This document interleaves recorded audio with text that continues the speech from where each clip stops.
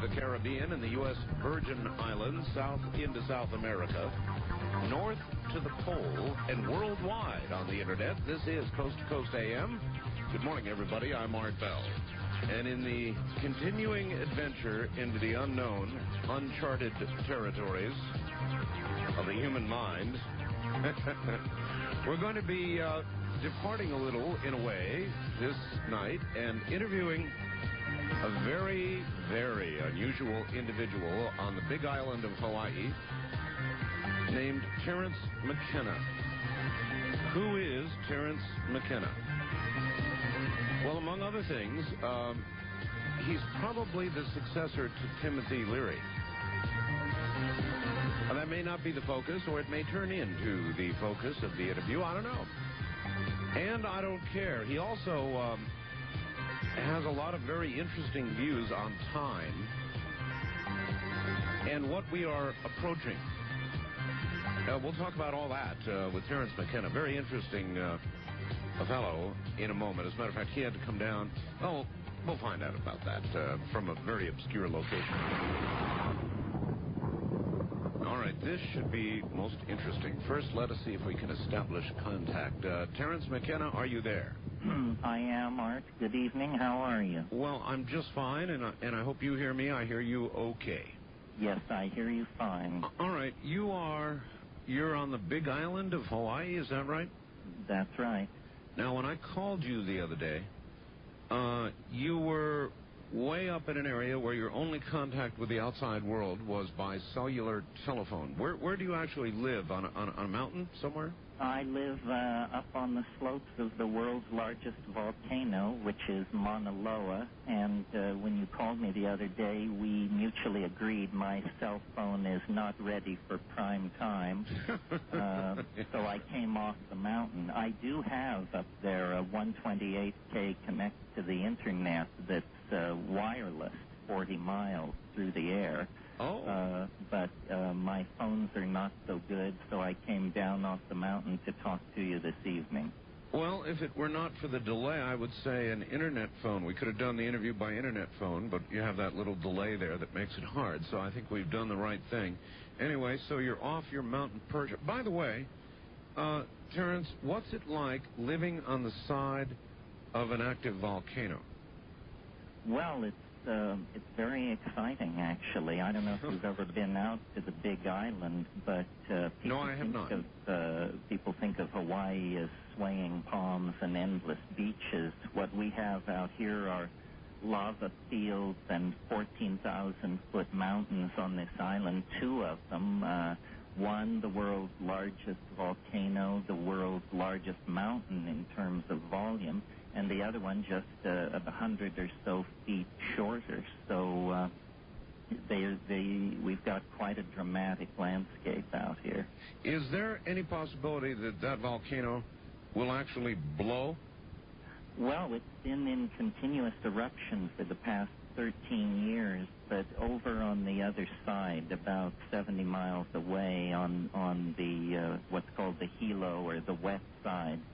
So we sort of feel pretty safe out here. There is some talk. They had a meeting of the International Geophysical Congress a couple of years out here. There is large-scale destabilization that goes on periodically in these islands, big undersea landslides that produce local tsunamis. But in an effort to escape human-created catastrophe and confusion, I'm betting that I can eke out 50 years on this island and slide through in good shape. Well, it's probably a pretty good bet, actually, in the long scheme of things. I think so. I think Hawaii, if the world flies to pieces, it'll be a very good place to be, and if the world doesn't fly to pieces, it's a pretty good place to be. And if the volcano should totally blow up, it's a painless death. That's right. And a dramatic one. Yeah, and a dramatic one as well. That's right. All right. You have a theory about time. Time, actually, Terence, is one of my favorite all-time topics. Before we launch into what you think about time, tell me what you think time is. In other words, is time our invention, or is time a real thing that I realize we're measuring it, but in the cosmic scheme of things, is there really time? Yeah, you give me a perfect entree to launch into this thing. See, in the West, we have inherited from Newton what is called the idea of pure duration, which is simply that time is sort of a place where things are placed so that they don't all happen at once. In other words, it's viewed as qualityless. It's an abstraction. In fact, I think when we carry out a complete analysis of time, what we're going to discover is that, like matter, time is composed of elemental, discrete types.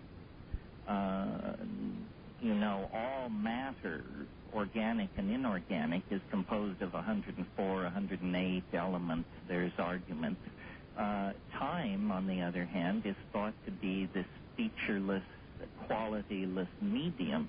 But in fact, as we experience it as living, feeling creatures, time has qualities. There are times where everything seems to go right and everything seems to go wrong. That's true.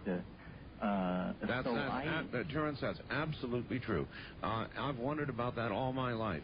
There are periods of time where, in effect, you can do no wrong.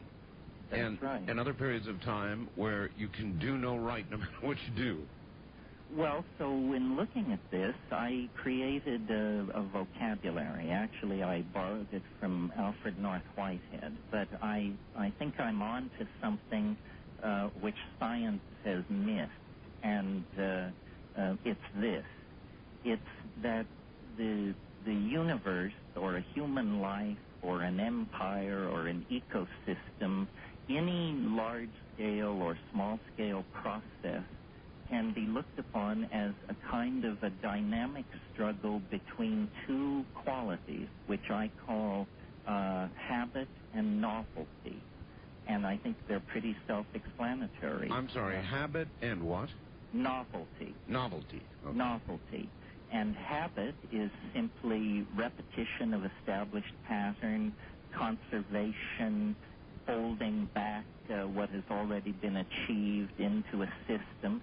And novelty is the chance-taking, the exploratory, the new, the never-before-seen. And these two qualities, habit and novelty, are locked in all situations in a kind of struggle. But the good news is that if you look at large scales of time, novelty is winning. And this is the point that I have been so concerned to make that I think science has overlooked. That if you look back through the history of the human race, or of life on this planet, or of the solar system and the galaxy, as you go backward in time, things become more simple, more basic. Yes. And so turning that on its head, we could say, as we come toward the present, things become more novel, more complex. So I've taken this to be actually a universal law affecting historical process, biological processes, and astrophysical processes. Nature produces and conserves novelty. And what I mean by that is as the universe cooled, the original cloud of electron plasma, eventually atomic systems formed.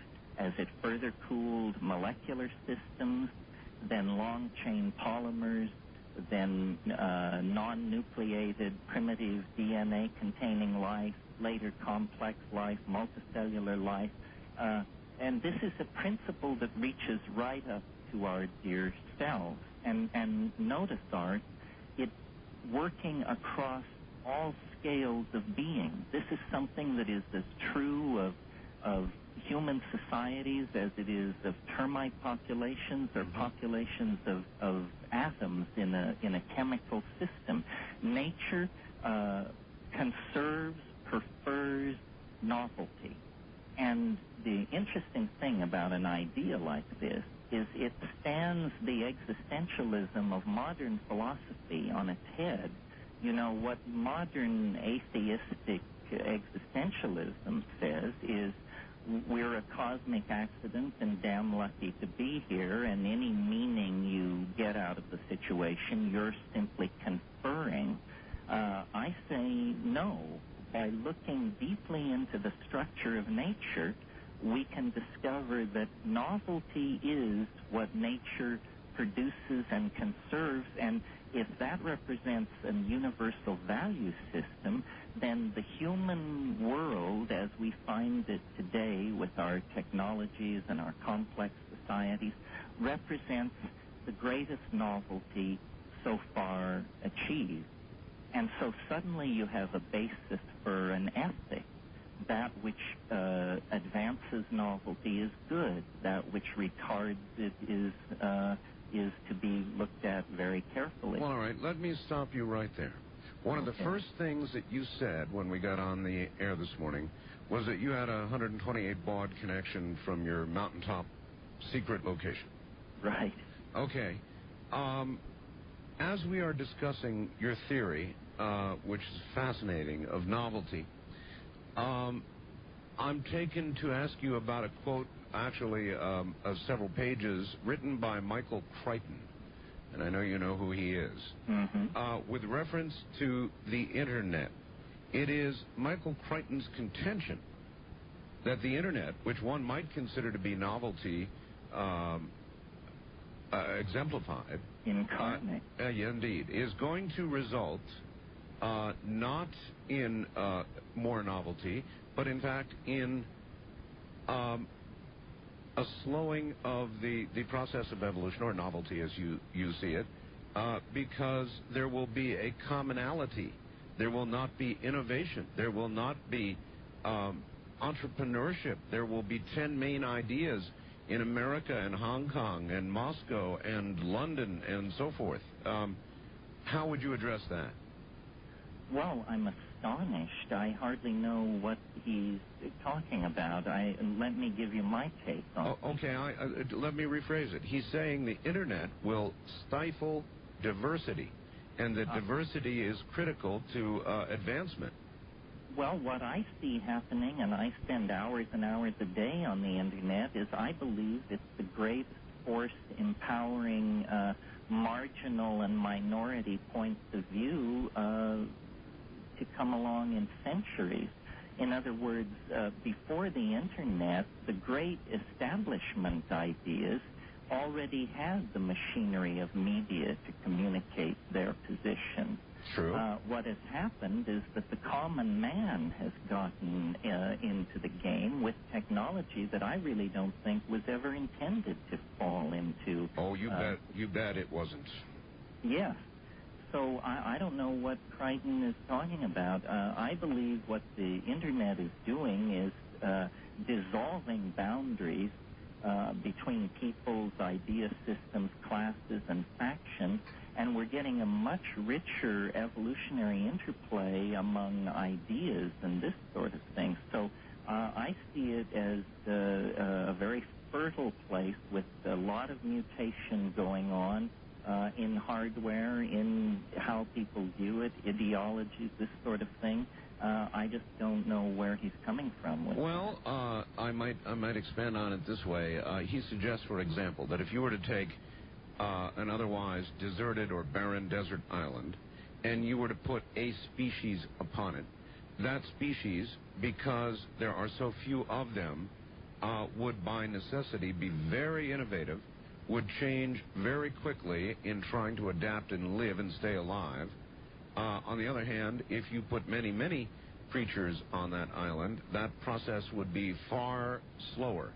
And he uses that as a parallel to the Internet. I'm not sure that I agree with it either. I just found it an interesting take on the sociological implications of the Internet. Well, you see, when people talk about the Internet, they're usually talking about the Internet that was, because it's moving so quickly. For example, I just read a paper by a guy named Alexander Cheslenko out at the Media Lab at MIT, And he's talking about plugins that will translate websites of one language into another. Well, now imagine when people can put up websites in Telugu, Witoto, Russian, French, you name it, and you can automatically slide into those websites and see what's going on. You're describing Crichton's nightmare and your best dream, I believe. Well, this is the thing about technology. It tends to polarize people. Let me make one point here before we leave this time thing. I said I'd identified a tendency in the universe which science had missed, which was to conserve novelty. And then you asked about the Internet, which sort of led me to the second half of the observation. Not only does the universe have this preference for novelty, but each acceleration into novelty has proceeded more quickly than the ones which preceded it.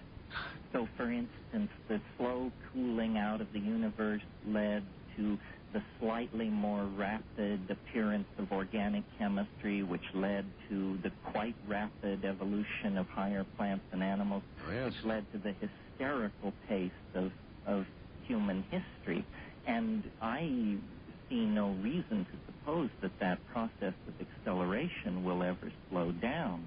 Is it, Terence, a linear process or an exponentially accelerating process? It's an exponentially accelerating process, which leads to a kind of end-of-the-world scenario that has made a lot of people place me out with the squirrels, because I'm saying that this process of novelty is now moving so quickly that within our own lifetime, it is going to accelerate essentially to such an intensity that we will be experiencing more novelty in a few weeks or days than we've previously experienced in the whole life of the cosmos. My God, you have described precisely what I have just written about. I wrote a book called The Quickening.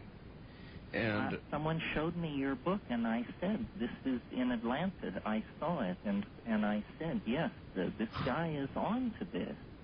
I'm on to it from, I guess, more of a pedestrian perspective than yourself after listening to your first half hour, Terence, but we're talking about it suddenly dawned on me precisely the same things. I've been doing this talk radio program for about 13 years, the all-night show. Right. And I am a trained observer of events and people. And every night I've had to watch the news and dissect what is going on in our world to prepare to do this program. And in that 13 years, unmistakably, socially, economically, politically, environmentally, you name it, we can talk about it. In every one of those areas of human endeavor, things are beginning to accelerate. There's simply no question about it. And that sounds exactly to be the same thing you're proposing here. Yes, where I've gone further than most people is a lot of people have noticed the time is speeding up phenomenon, but they tend to give credit to science or media or something like that. That's right. Yes, well, what I'm saying is this is built into the laws of physics. Oh, I think you're right. Terence, we're at the bottom of the hour. I think you're exactly right, Terence. Stay right where you are. Oh, interesting, very interesting. Terence McKenna from the Big Island of Hawaii is my guest. I'm Art Bell, and this is CBC. 97. It's Art and his guest, the late Terence McKenna. And now, enjoy this on-the-go hour on the best of Coast to Coast AM with Art Bell. From May of 1997, it's Art and his guest, the late Terence McKenna. And now, enjoy this encore presentation of Coast to Coast AM with Art Bell. We have a very, very interesting fellow on the line. His name is Terence McKenna, and he's from the Big Island of Hawaii.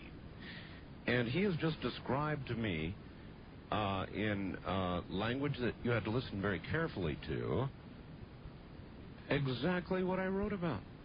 The quickening. And we'll pick up on that in a moment. It's fascinating. My God, it's like hearing my own theory amplified, coming back at me, or an explanation of what I wrote about.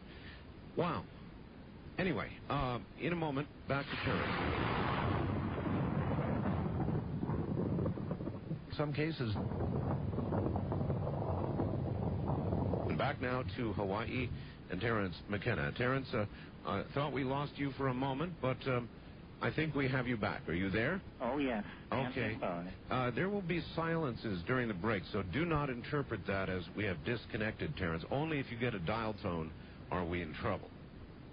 Otherwise, just hang in there, okay? All righty. All right. I mean, I sat here as I listened to you the first half hour in shock because I realized you were describing exactly what I wrote about. And what I did, Terence, I realized that a lot of people say this quickening, or whatever you want to call it, whatever name you want to put to it, is a byproduct of mass communication. And I began to realize, no, it is not a product of mass communication. Yes, we're hearing about it more and more volumes of it, but in fact, what you are describing is really going on, and I documented that much in my book, in real everyday life, in each one of these areas and many more. I documented the fact that it is not mass communication that is beginning to quicken things, but there is another process at work. Now, I don't know what that is, and I don't know where it's leading. In other words, people will say, well, when we finally get to this crunch point, whatever that is, what will happen? And I don't have that answer. I'm just a talk show host, an observer. But maybe you do. When we finally reach what you call time wave zero, what is going to happen? Well, the only way to predict what's going to happen is to look at the quality of what has happened as the quickening, as you call it, has begun to accelerate. What it's been characterized by is dissolution of boundaries between classes of people, bodies of knowledge, pools of capital, language groups, so forth and so on. And so it seems to me ultimate novelty must be a situation where all boundaries are dissolved. And, of course, what that looks like, I don't know. I don't know whether it's a virtual reality where you become God through the public utilities or exactly what it is. But it's clear to me that the human nervous system is globalizing itself, building a model of conscious thought on a planetary scale. Tens of thousands of people are participating in this. None of them have a real notion what it's all about, but everyone is serving this sort of unfolding grand design. And, I think the emergence of alphabets was part of the quickening. I think the emergence of hominids out of more primitive primates was part of this quickening. I think this is the business that this planet has been about for a very, very long time. Are you able to discern any timelines to time wave zero? Well, yes. I mean, we've been talking about this as a metaphor. What makes me, I hope, a little different from some of the other prophets in the marketplace is I've got a formal mathematical theory that, I mentioned habit and novelty, this dualistic flow. Yes. Well, because it is a dualistic flow, it can be portrayed like the ebb and flow of the price of a stock or something like that. In other words, it can be portrayed as a line graph. So I've written computer programs which produce what I call novelty waves. In other words, time-scaled waves that picture the ebb and flow of novelty. And by fitting known historical and paleontological and geological data against these waves at different scales, I was able to finally discern a best fit. But the conclusion that it led to was was very startling to me, which is this ultimate novelty, this transcendental object at the end of time, isn't millennia in the future. Mm-hmm. It is, in fact, slated to collide with historical necessity sometime in late 2012. 2012. Now, I know you have some interest in the Mayan calendar. I do. I didn't know when I calculated this date that it was the same end date as the Mayan calendar, to the day. Oh, my. Let me ask you this, Terence. What did you input to your database for this computer program? In other words, what did I start with? Yeah. Yes. Well, I had a very academic interest in the Qing, which is a Chinese method of divination. And this is, everyone who's looked at this thing has been struck by the fact that it seems to work. And so I carried out a mathematical analysis. Well, wait. I don't know what Qing is, and I bet a lot of other people don't either. A Chinese method of divining. What kind of method? What is it? Well, it's existed for thousands of years in China. It's sometimes done by throwing 50 stalks, or sometimes done with coins. But it's a method of producing a thing called a hexagram, which is made up of either broken or unbroken lines, but 6 on top of each other. So if you're a mathematician, you can figure if it's made up of broken and unbroken lines and there are 6 of them on top of each other, there must be a possibility of 64 of these things. And thousands of years ago in China, there was a vast body of literary commentary built up around these hexagrams, and they have always been presented in a traditional order, a certain way that they are always presented. And I was studying a very academic question, which is this order of these hexagrams a true order, in other words, governed by rules, or is it simply a random jumble sanctioned by tradition? And this very obscure academic question led ultimately to the discovery that the I Ching was a 384-day, 13 lunar cycle calendar. And then from there, I realized that this 384-day calendar was actually a nested subset in a fractal timekeeping scheme that was really more accurate and more sophisticated than anything in the West. So what I'm really suggesting here is that in the same way that the West conquered the nature of matter through the elaboration of modern science, about 4,000 years ago in China, a deeper analysis of time was carried out than has ever been undertaken in the West. It's quite... Oh, Terence, what is your website? It's at Levity. It's www.levity.com, and then just click on Terence McKenna there. Levity is Levity. So it's www.levity.com? Correct. We'll get a link up shortly. Well, I think you do. I visited your website today. You've got good people. Yeah, Keith he does a wonderful job. All right, well, so then you get there and then just click on Terence McKenna and be sure you're buckled in from the sound of what I've heard so far. Well, the interesting thing, you see, Art, is with a wave like that, you can do what's called retrodicting. In other words, if you have a wave of novelty that describes the past, yes, you have to correctly predict the Italian Renaissance, the Greek Enlightenment, the modernity of the 20th century. Yes. And so by predicting the past, we've gained confidence that this wave predicts the future. That sounds quite scientific. In other words, science is repeatability, and if you can repeatedly demonstrate that you can mathematically show the events of the past, then yes, I would imagine you could project. Well, so I've been at this since 1975, but the theory is, in a sense, very conservative. It never says what will happen. It says when interesting things are highly likely and when you're just wasting your time. When you look out or project out toward 2012, what is the magnitude of the spike or the difference there? If you can give us an idea of magnitudes along the way. There is only one point in the entire cycle where the level of habit drops to zero. Effectively, then novelty becomes infinite.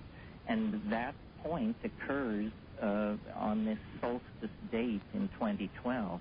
Now, it's very interesting. There are some people on the net called Singularis, and they're hard-headed engineering types, and they take things like rate of energy release, rate of data storage, this sort of thing, and draw all their curves out, and they conclude that sometime between 2008 and 2020, we produce infinite amounts of energy, we pack infinite amounts of data into infinitely small spaces.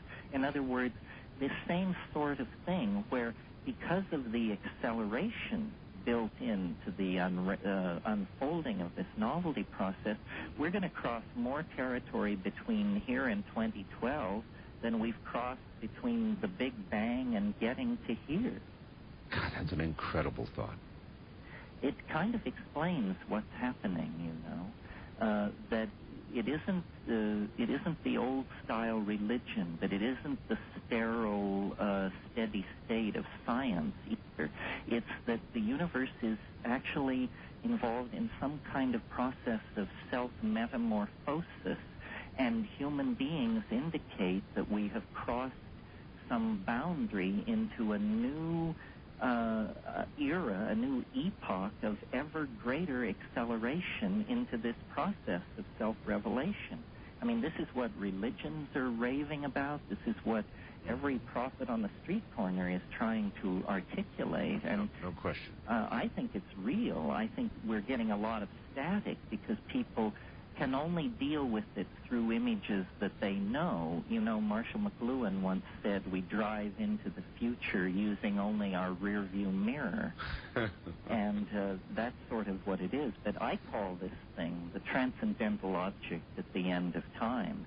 And I think, you know, in a sense, religion, Christian revelation, it will all be fulfilled in a way none of us ever suspected, because nature has this appetite for novelty and acceleration into novelty. And so then again I ask, at this moment that we speak of, 2012, right? What do you actually think will occur? Well, I've thought about this a good deal, and they're hard and soft scenarios, but I've noticed that what the time wave seems most coherently able to track is technology. Mm-hmm. Somehow technology is very important. It's the transformation of the human relationship to the world through tools. And so what I'm thinking would fulfill this entire scenario without requiring God Almighty to put in an appearance is time travel. I think that we are moving toward, if you look at biology over huge scales of time, hundreds of millions of years, it is a kind of conquest of dimensionality. All right, let's consider that. Somebody recently said, and I have been considering since I heard it, a very simple question. If time travel is possible, then where are the time travelers? Well, when I asked that question to my sources, they said you can only travel as far back into the past as the moment of the invention of the first time machine, because before that there were no time machines. That But let me think about that. Does that make sense? You could only travel back to the moment of the invention of the time machine, because prior to that, there was no capability. It's like trying to drive where there are no roads. Yeah. It also means when you invent the first time machine, instantly time machines will appear by the tens of thousands, having come back through time to see the first flight into time. That's incredible. That's a whole new line of thought for me about that question. And it might make sense. It might make sense. And your analogy is that you cannot drive, in essence, where there are no roads. Where there are no roads. Well, of course, you nearly do that when you go home from the broadcast here, but... And you haven't even been up to see me. You're psychic. We're very proud of our bad roads. I understand. It keeps the riffraff away, I suppose. It certainly does. Actually, it doesn't keep the riffraff away, but it keeps everybody else away. How long, Terence, have you been residing on the side of the volcano there? Well, continuously for about 3.5 years. I've had land out here for about, since 77. Since 77, and before that? I grew up in western Colorado, and I had my children and my marriage and all that in California, and lived 35 years in Northern California. You knew Timothy Leary, yes? I knew him. We appeared in public, mostly in Europe, together a few times, and he certainly was a huge influence on me. I only came to know him in the past 7 or 8 years, but as a kid growing up in the 60s, he was an enormous influence on me. You are now being called by many his heir apparent, his heir now, I guess. Well, I think not by many, but I was called it by him. Everybody else kept their mouth shut. Well, I have my method. I'm very interested in the psychedelic experience. I was raised Catholic, and what I kept of that was an enormous thirst for the paranormal, the miraculous, yes, supernatural. Yes. And I went to India, and I made the rounds of the gurus and the geishas, and I didn't find what I was looking for. But when I went to South America, to the jungles down there, I discovered that LSD was only the tip of the psychedelic iceberg, and what I had taken to be modern science and modern chemistry was actually a tradition of shamanism and religious use of psychedelic plants that was thousands and thousands of years old. And that fascinated me because it worked for me. Most people who seek the mystery with... Listen, let us pick this up after the top of the hour. Now, listen to me carefully. You've got about a 10-minute break here, at least, and you're not going to hear anything. Don't let it bother you. Just put the phone down, grab a cup of coffee or something or another, and we'll be back to you, okay? All right. Stay right there. This is CBC. This hour on the best of Coast to Coast AM with Art Bell. For 97, it's Art and his guest, the late Terence McKenna. And now, enjoy this encore presentation of Coast to Coast AM with... The lines are absolutely alive, and everybody out there, just relax for a little while. I have some advice for you. My guest is a very, very unusual person whose name is Terence McKenna. In order to properly appreciate what you're about to hear, if you're just joining us in Los Angeles, San Francisco, and so forth, you're going to have to pretty much put down whatever you're doing. I'll turn the radio up a little bit and listen very carefully, because it makes a lot of sense, but you've got to listen carefully. Terence McKenna, we'll find out more about him in a moment, lives on the side of an active volcano in Hawaii.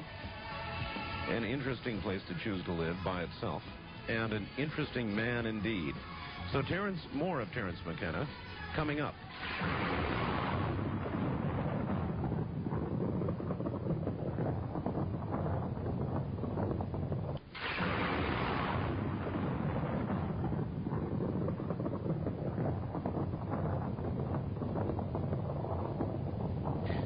Art, have you heard about Terence McKenna's theory called time wave zero?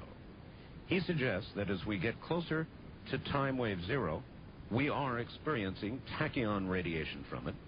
Evidently, the impending event is so colossal that it will emit such intense radiation that some of it takes the form of faster than light speed tachyon particles or waves, which can travel faster than light, and that they're actually being hurtled backward in time. The closer we get to the event, the greater the radiation density. Hence, the more frequently and intensely we experience paranormal phenomena associated with it. We'll ask about that, by the way. We haven't yet. This could be the mechanism behind what you call the quickening. The event we are approaching will probably be something tantamount to a white hole or a mini Big Bang. It will, for all intents and purposes, be the end of time for us.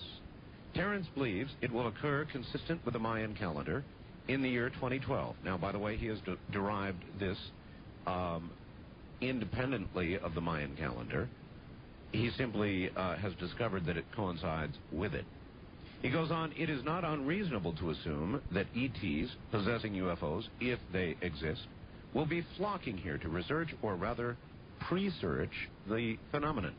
It is also believed that tachyon bombardment would have bizarre effects on the human nervous system, visions, that sort of thing, as well as physical manifestations in the environment, like the Clearwater Virgin, bizarre mutations like the chupacabra, and heaven knows what else. All the stuff you attribute to the quickening might be explained by this. And after listening to the first hour, I must agree, Terence, I'm stealing one more bit of time to read you a fact that I think relates and challenges you a little bit. It is from Stephen in Wichita, and it's well thought out. Here it is. Art, I'm not sure that you can equate novelty with either acceleration or complexity.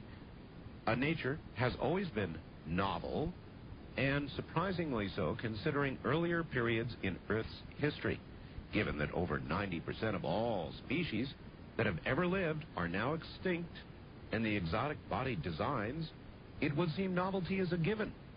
But in order to be effective, it must have a survival advantage and be passed on. Once the novelty becomes a hindrance, it disappears. Acceleration may be more a factor of population density.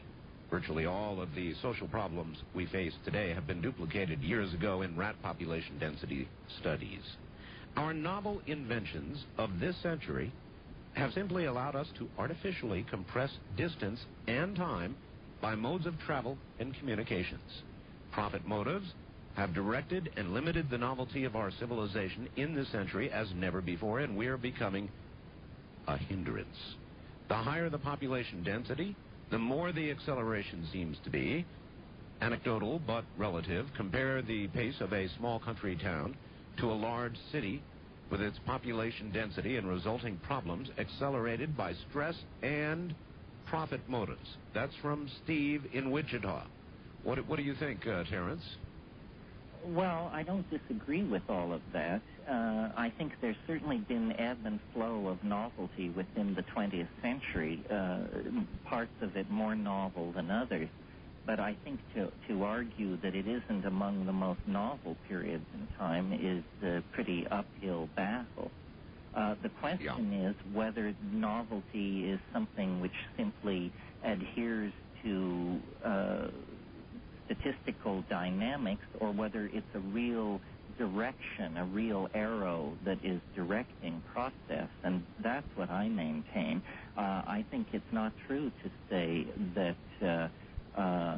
the biota of the Earth today is not more novel than it was in the past. Certainly there are novel forms of life which have undergone extinction, but the proliferation of human life, which is an advanced animal plus a culture-creating creature, indicates to me that we're at a level of novelty that this planet has never before experienced. Of course, it's an arguable thing because history, which is what we're always comparing these waves to, is not yet a quantified thing. I mean, how do you rate the War of the Roses over Queen Anne's War or something like that? But nevertheless, though we don't have an absolute quantification of history, there is general agreement among historians that events like the Renaissance, the Greek Golden Age, the 20th century are periods where a great deal of novelty in social forms and technologies was concentrated. All right. You put together a computer program which was able to trace the ebb and the flow of this novelty and, in effect, chart major events in history. How many, if I might ask, hits and misses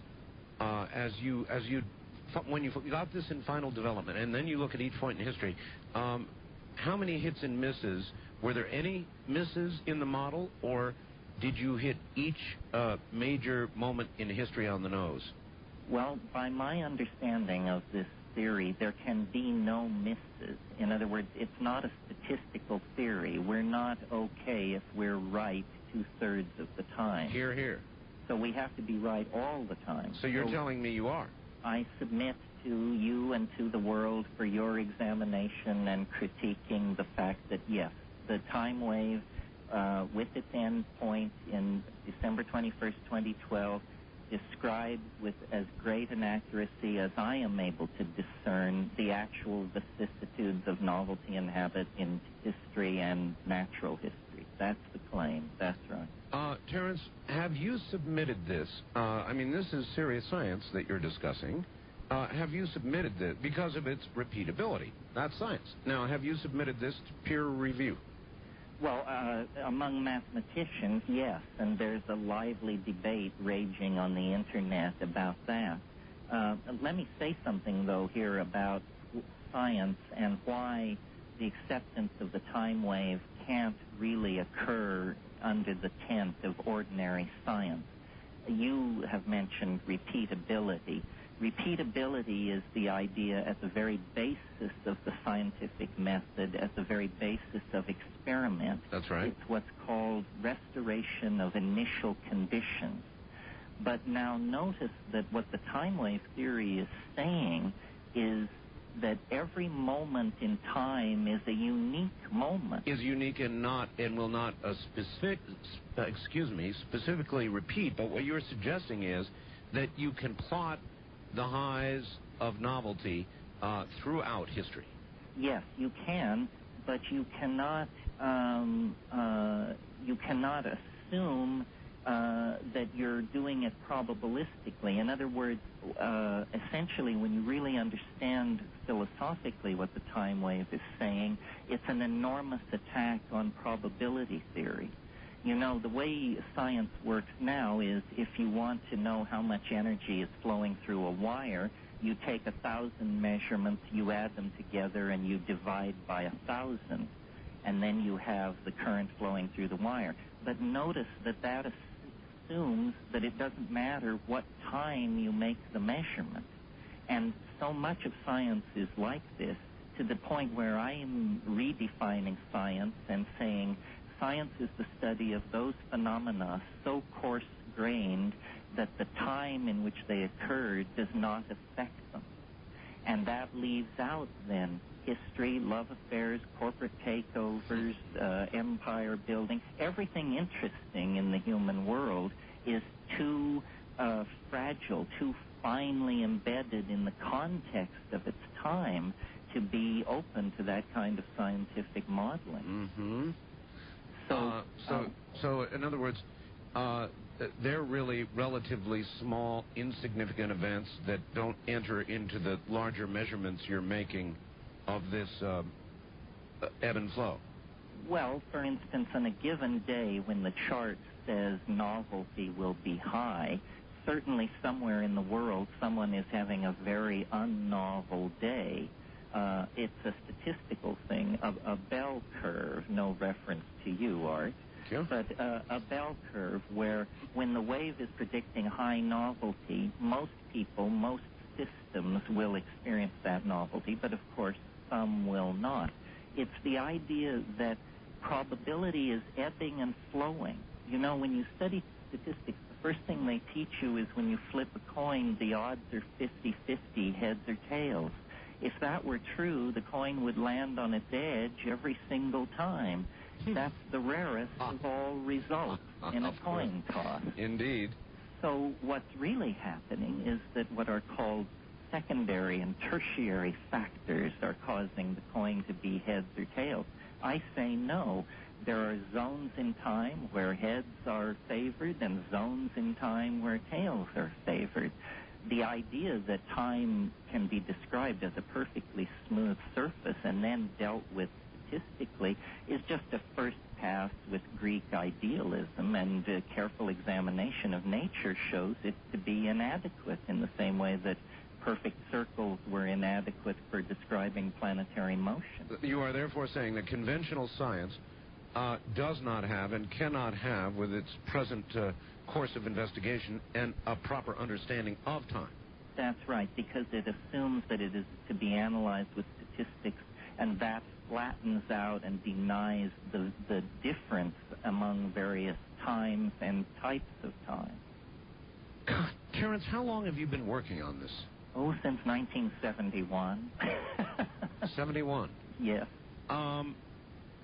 What is your... You told me that you're originally from Colorado, family and all that back in Colorado. Right. Then finally exile. Well, essentially, yes, and I got myself to the University of California at Berkeley right at the time of the anti-war movement and all of that. It was like a kid in a cultural candy store, and studied philosophy, art history, and then went off to Asia, basically to check out the hash dens and the gurus, and the hash was fine, but the gurus just wanted into my pocket. And so then I went to South America, and as I mentioned, that's where this shamanism thing just really grabbed me. What part of South America, Terence? Southern Colombia, the Putumayo River Basin. And, you know, it's the psychedelic plants that are so fascinating to me, because you mentioned repeatability. Here's a technology, a technique that lets you repeatedly and with relative safety journey into alien worlds filled with alien forms of intelligence. And it's the only thing I've found that does that. In other words, I've investigated flying saucers, crop circles, this and that. It doesn't turn me on. But no, let me quickly stop you there and ask you about crop circles. Many people feel that they are fractal in nature, and if you're on the internet, I know you've seen photographs of some of the more amazing ones, Stonehenge, some of the rest of them. They do appear to be fractal. What is your thinking there? Well, I was thinking, you know, I don't think it's been published in this country, but this wonderful book called Around in Circles by Jim Schnabel, to my mind, that blows the lid off the whole crop circle thing. You and I could spend a whole evening, Art, discussing the relationship of the media to the human psyche, to how people handle evidence, and because I really think the psychedelic community has evidence to give on these paranormal questions that has never been properly heard and evaluated, because the ordinary society's attitude toward people who use psychedelics is that they are automatically unreliable. Yes, I know. But I think we're not going to crack stuff like UFO abductions and that sort of thing unless we admit the psychedelic evidence. And if we do admit it, suddenly the whole thing begins to look very, very different. All right, Terence, I don't reject it. And a lot of guests that I've had on who have been into the very same areas we're in right now, very politically correctly rejected out of hand. You don't need it to accomplish this, they say, that you can do it within yourself. And I don't reject that thought either, but I would like to hear the case that you would present for psychedelics opening the doors that you're talking about, that in fact they do. How would you make that case? Well, I hear what you're saying is you're equating spiritual techniques like yoga and prayer and human decency and that sort of thing. I'm not sure there's a connection. I mean, it does help to be an ethical person to take psychedelics, but for instance, the psychedelic that has fascinated me most over the years is DMT, dimethyltryptamine. Now, this is not a well-known substance. No, it isn't. What is it? Well, that's what it is, dimethyltryptamine. It occurs in a number of plant species throughout the world. It's utilized by native peoples. And in the pure form out of the laboratory, when you smoke this stuff, you find yourself inside the flying saucer that all these dazzled people are raving about. But you found yourself there by initiating an action on your own. In other words, repeatability. And after about 3 minutes of spending time with the self-transforming elf machines and their technologies, you're deposited back in your apartment, pretty much none the worse for wear. Well, now let's give this stuff to the leading lights of the UFO community or anyone else who has an interest in unusual psychological or paranormal phenomena. All right. Hold tight, Terence. We're at another break point. Stay To the open. Terence McKenna is my guest. What a totally interesting individual he is. You've got to sit by the radio, turn the volume up a little bit, put down your book or whatever else you're doing, and listen.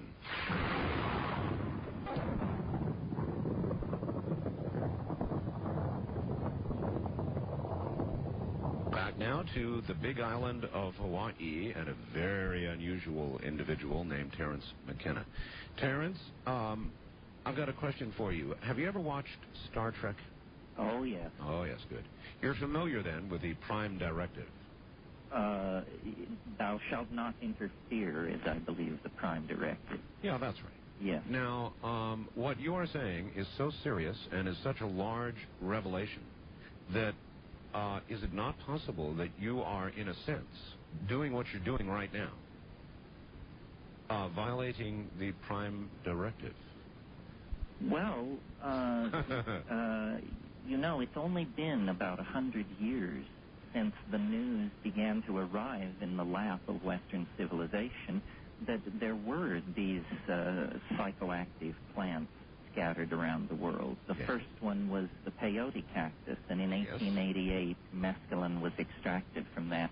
I think it's not without implication that right at our moment of greatest cultural crisis, when we're destroying the environment and uprooting the rainforests and so forth and so on, that out of those same rainforests comes a phenomenon which, if we will face it squarely, offers a severe challenge to our notion of how reality works and how the world is put together. And what if we miss it? What if we burn down finally enough of the rainforest that one plant that we could have used is destroyed?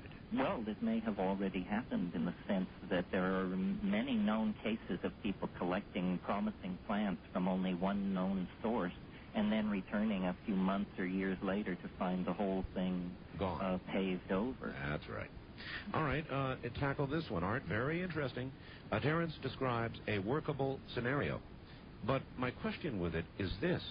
Is this a universal process or only a localized effect? I believe that one of the theories of modern physics describes that observations affect the process or thing being observed. Isn't it possible that the data, the random sticks in China, is somewhat skewed by what is being determined as to time? Hasn't everybody noticed the phenomenon of time being perceived to slow down depending on how frequently you, for example, look at the clock? Cooks have noticed the same effect with boiling water. The quickening may be happening because we notice certain events and then notice more of the same as time goes along. In other words, we cause the process to occur, at least from our point of view. Ed in Nashville.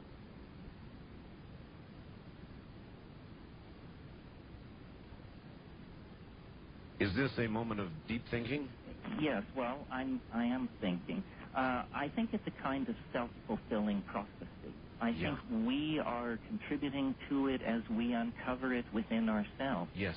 Something is calling us toward itself, and as we approach it, we become more like it.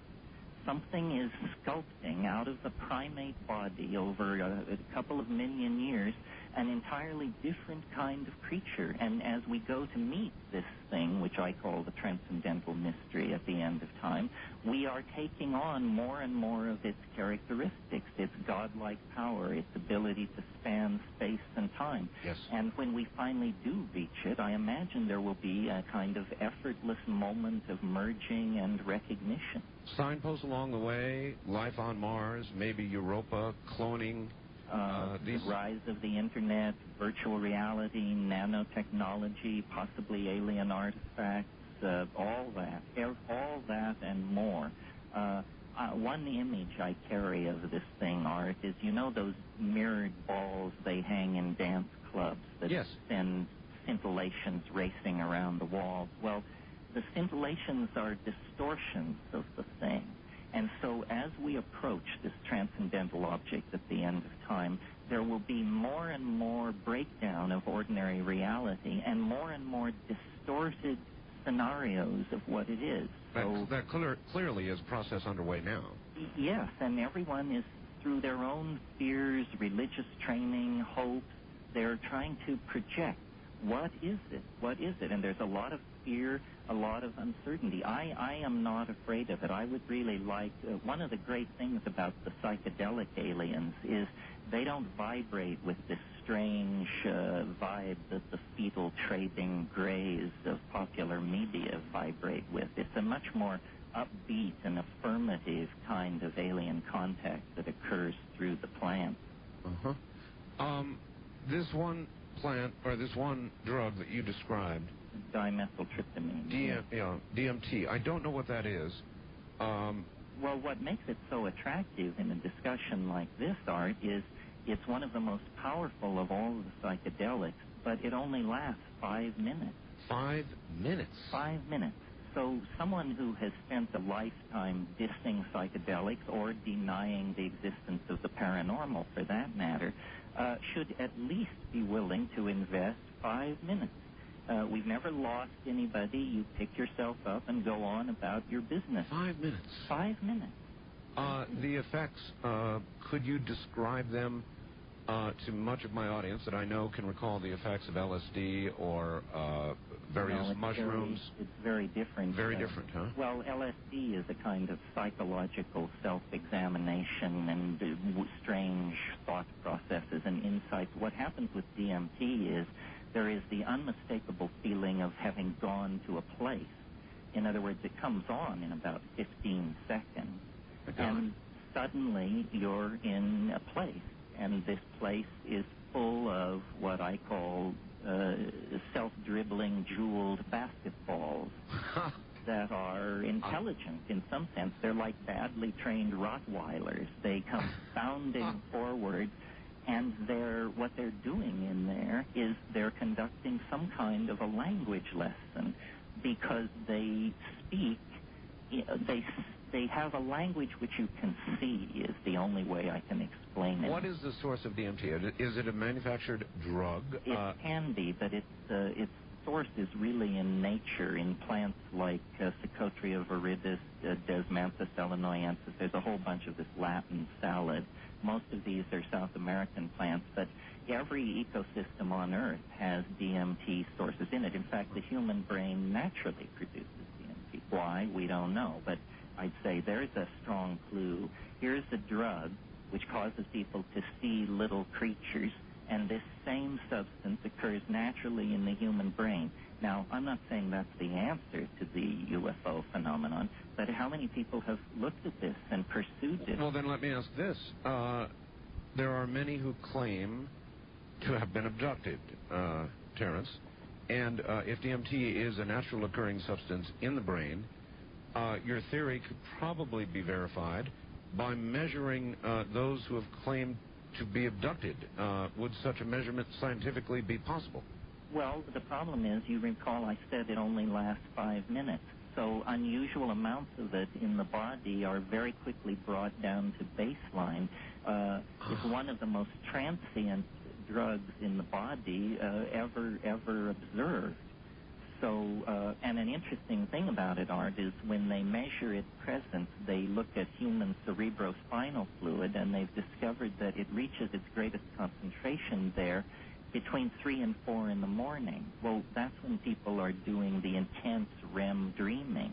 Yes. And so I think the Australian Aboriginals have this concept of the dream time. Yes. And I think when you put the dream time, the chemistry of DMT, the abduction stories together, and the depth with which modern media has programmed and messed with people, you're very close to being able to begin to talk about the alien phenomenon. I think there are aliens, but I think they can only reach us through our minds. They don't cross the universe in ships of titanium. They don't even project holograms of themselves into the desert air.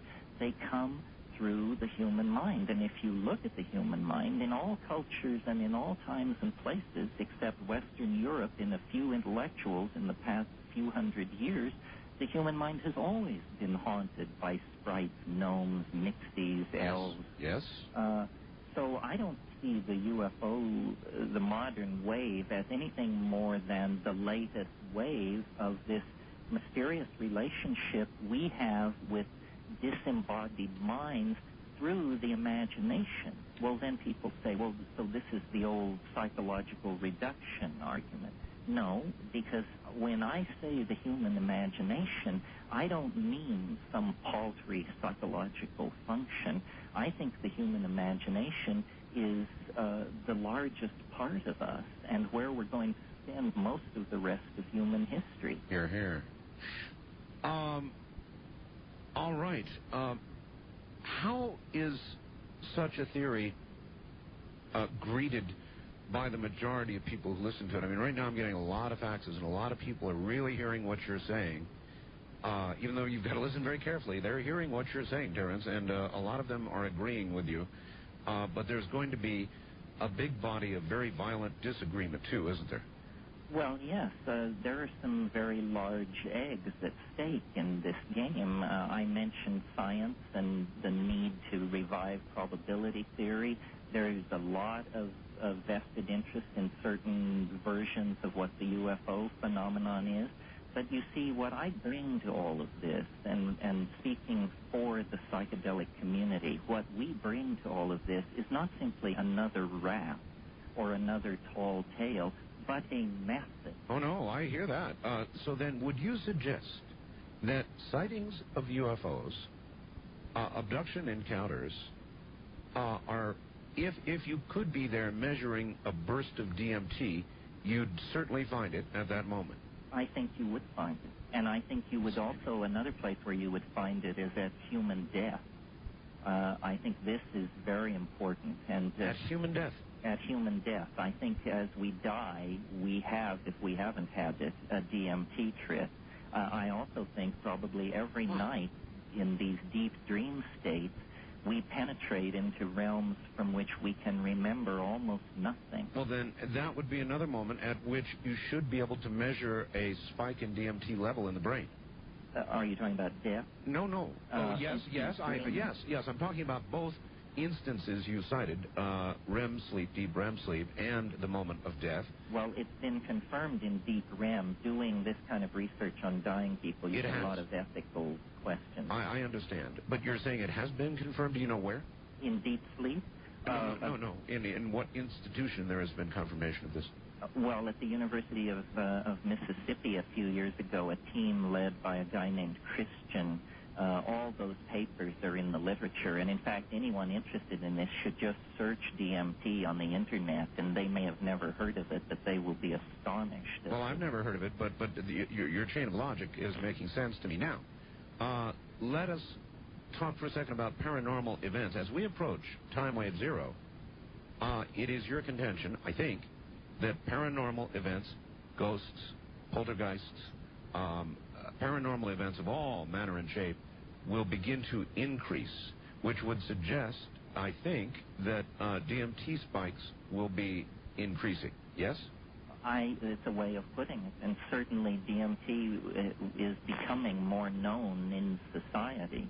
And there's almost a fad now of locating plants in one's environment and extracting this stuff and getting enough out to actually hit the money. Yeah, do we have laws against it yet, by the way? I guess I'd ask, huh? Well, it's an interesting situation. Here it is a human neurotransmitter. Every single one of us has it in our body. And yes, this is among the most illegal substances. It figures. It figures, doesn't it? Yeah, it does. Figures. It's the catch-22. We're all holding art. Well, the way things are going, we'll probably all be tossed in the pokey for it. We'll have little roadside stops and DMT measuring devices. Well, I think this was Adam's fall. You made I'm going to return to another subject for a second. You made a fascinating statement. I said, well, if there's time travel, where are the time travelers? Your answer was, they will not be here until the first time machine is invented, because you could not go back to a time prior to the invention of a machine that would enable travel. Your parallel was you can't travel where there are not roads, and there are not roads back that far in time. If time is to virtually end by 2012, Terence, where would you see the invention of time machine, a time machine, the first time machine, between now and then? Well, I don't think it's between now and then. Actually, I think it's then. It's then? It's then. In other words, if what the time wave zero thing is showing is that events can be portrayed in this linear way as a line on a graph, yes, that suddenly in 2012, for some mysterious reason, this can no longer be done, it must be because in 2012 time ceases to be linear. And that must mean that's because a technology is created which causes time to lose its linear and serial quality. And that could only be time travel. And you believe that at that moment, tens of thousands or millions or who knows of time travelers will suddenly show up? Well, actually, that's my conservative model of what would happen. What's against that is, I'm sure you've heard this, the well-known grandfather paradox, which is time travel is always said to be impossible because you travel back in time and you could kill your own grandfather. How do we avoid this? Yes. I think we avoid it by actually what happens when the first time machine is invented is the rest of universal history happens instantly. This is the only way paradox can be kept out of the picture. So I call it the God whistle scenario. So in other words, linearity ends at that instant. And the rest of the history of the universe occurs in a few milliseconds. It's sort of the reverse of the Big Bang, where you get a lot of action in the first few nanoseconds of the universe's life. In this model, the universe undergoes half of its morphogenetic unfolding in the last few milliseconds of its existence. Is that then the moment when the human race, in effect, joins those that we can temporarily now visit only with something like DMT? Or that the human race joins those who have passed over into the great beyond, or both. That's what I think it is. I mean, are they one and the same in your view? Or they may be. I've thought that, these DMT creatures, what are they? And the conservative position, since we know there are human beings, is they must be some kind of human being. But what kind? And the only answer I can come up with is souls. I mean, I resisted this, but is it possible that shamans have been using plants to peer into the great beyond, and that there is a kind of ecology of souls out there? When you ask the shaman, they say, well, you weren't listening. We told you we did it with ancestor magic. Say, oh, I get it. An ancestor is actually a dead person. Yeah, absolutely fascinating, Terence. Listen to me. We're at the top of the hour. Go take a 10 or 12-minute break, and when we come back, we're going to talk about souls, because I've got some recent, really incredible news about souls, and you're just the right guy to comment on that. And don't worry, folks, we will get the lines open. Terence, rest. Okay. All right. Terence McKenna, wow, is my... If, on the other hand, you have the time to sit down and really listen to what's being said, not reacting like a Neanderthal with your head hitting the table, then you're going to come away from this thinking some new thoughts. And there's value in that. Back to Terence shortly. Kenna, that should be an interesting adventure unto itself. But I want to ask you, Terence, about a little bit about souls. You mentioned souls, and so I have two questions. One is, there was a very old medical study in which a medical doctor actually endeavored to set out and prove, in days when it was politically okay to do this kind of thing, that the soul could actually be measured, that at the very instant of human death, and he went through a whole big trip. I put the medical report up on my website.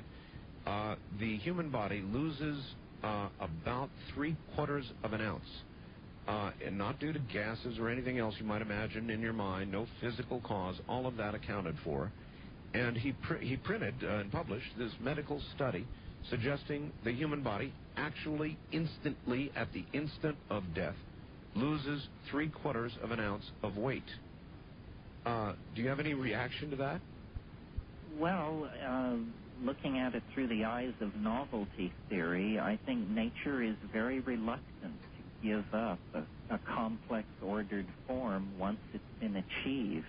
I've noticed that the difference between living organisms and things like chairs and tables, the chairs and tables don't metabolize.